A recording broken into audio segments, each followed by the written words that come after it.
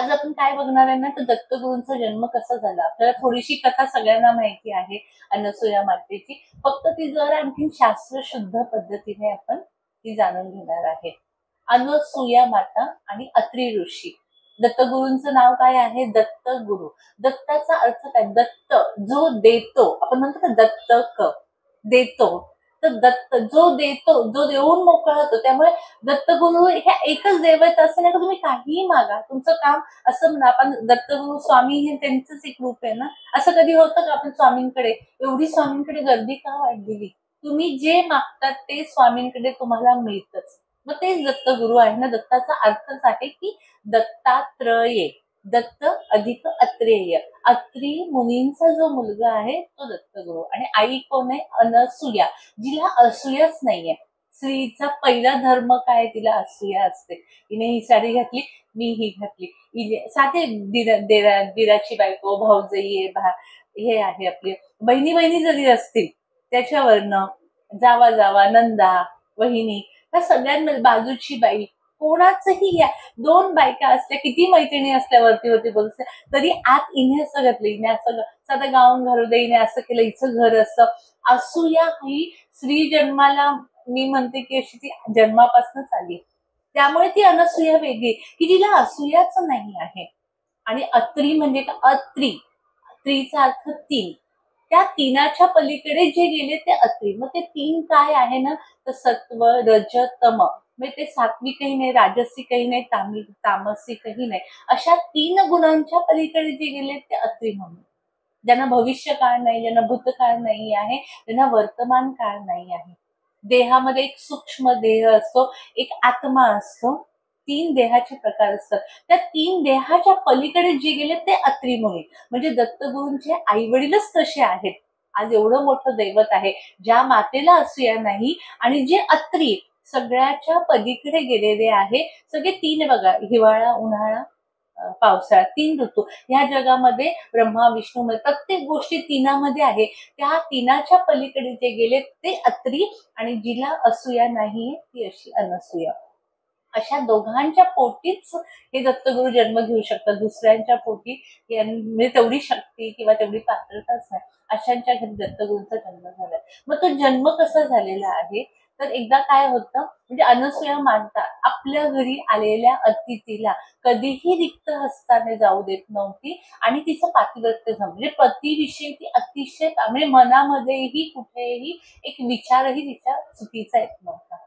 आता आपल्या घरी साधारणतः कोणीतरी आलं तर आपण पटकन, आजकाल जरा काय झालेलं आहे, सुरक्षितता. आता आमच्याकडे खूप चोऱ्या व्हायला लागल्या, त्यामुळे सोसायटीतनं आतच कोणाला येऊ देत नाही.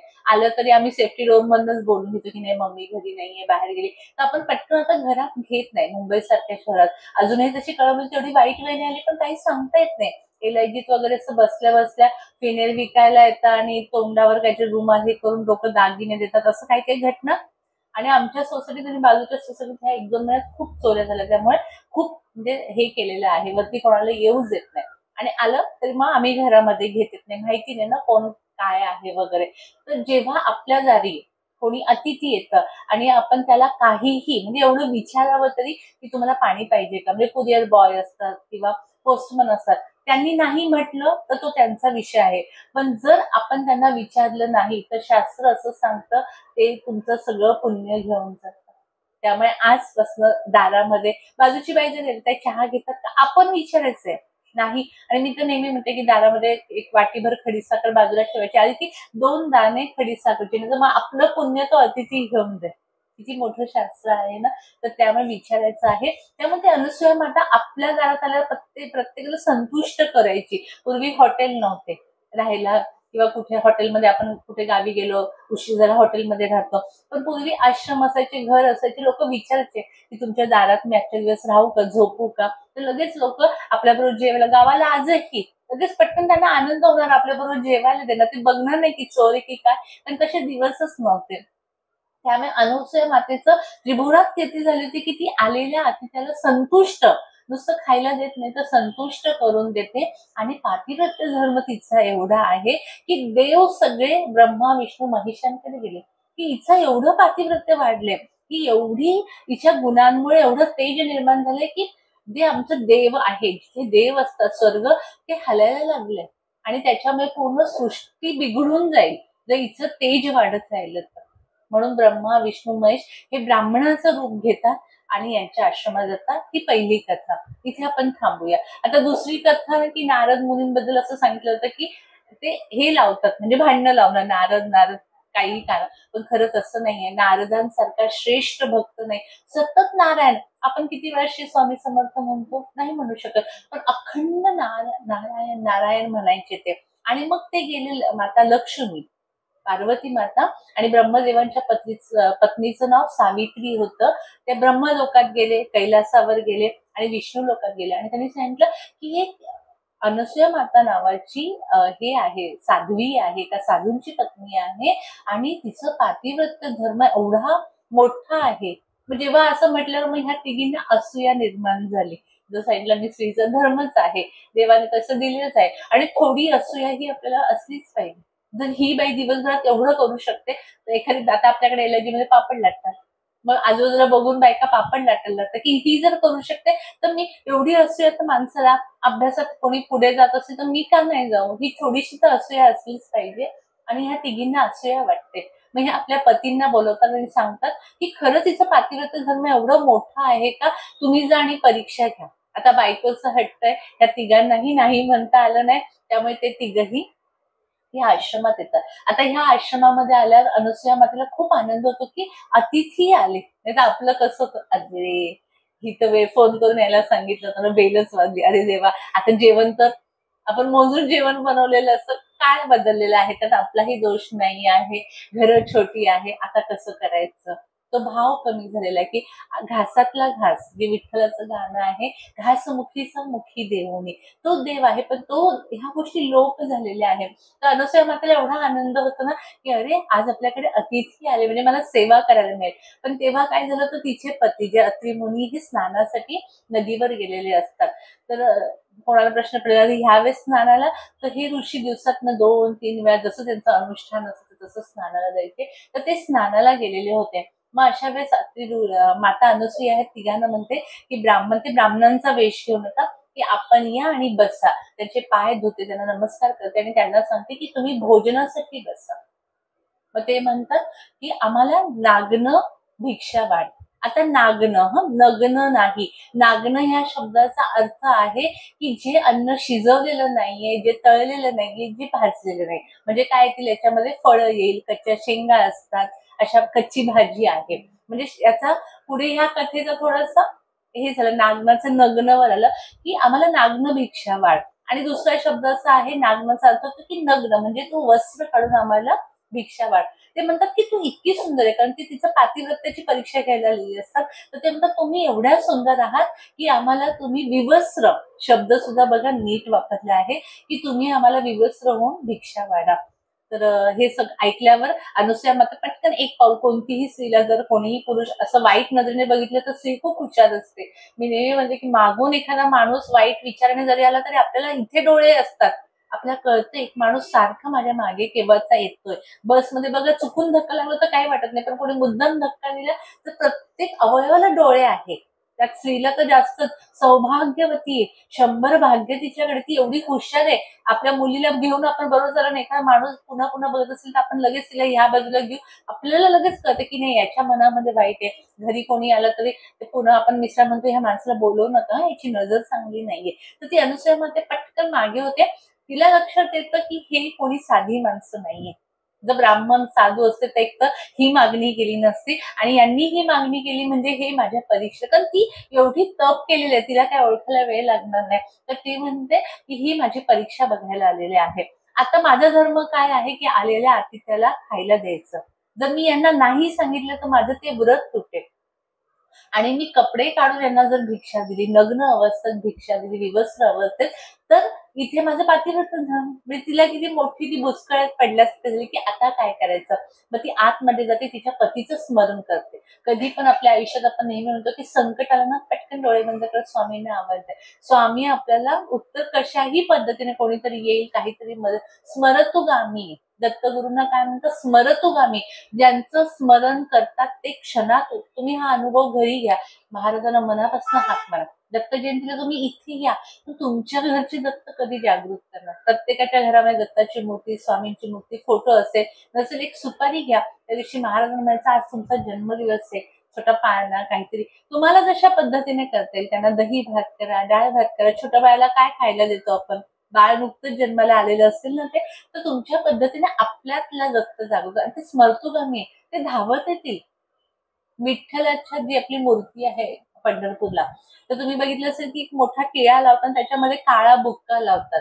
तर तो बुक्का काय असतो माहिती का? पूर्ण मंदिर रोज झाडतात आणि ती जी पायाला लागलेली धूळ असते ना ती गाळतात आणि ती बुक्क्यामध्ये मिक्स करतात आणि ती लावतात. भक्तांच्या पायाची धूळ विठ्ठल डोक्याला लावतात.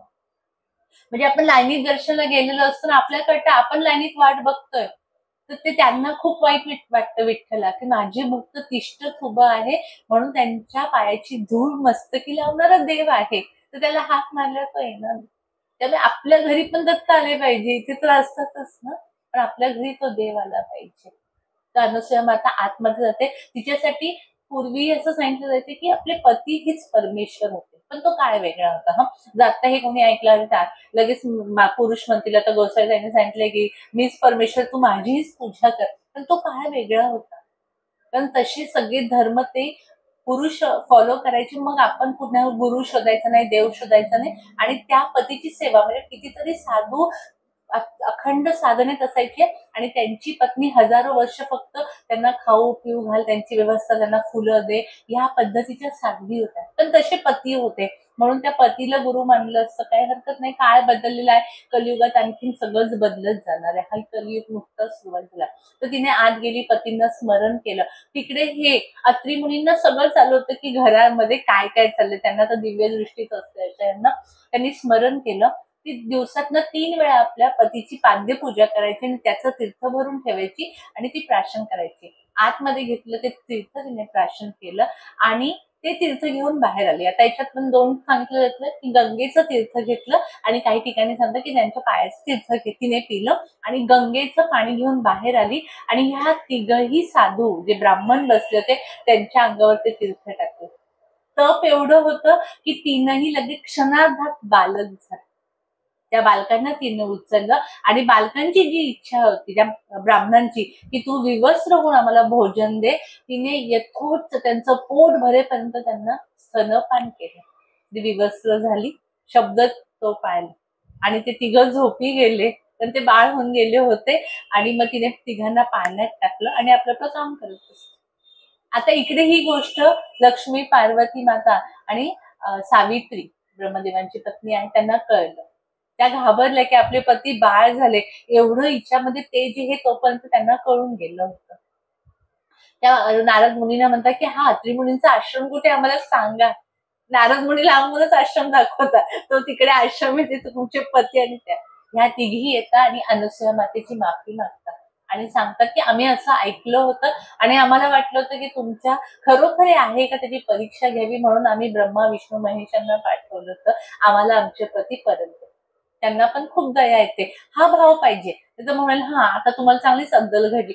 हे बघा हे स्वभावात बदल जेव्हा तुम्ही जर अध्यात्मात असेल हे बदल नाही झाले तर जेवढं नामस्मरण करतो हो हा तुमचं चुकलं, ठीक आहे आपण असं करूया.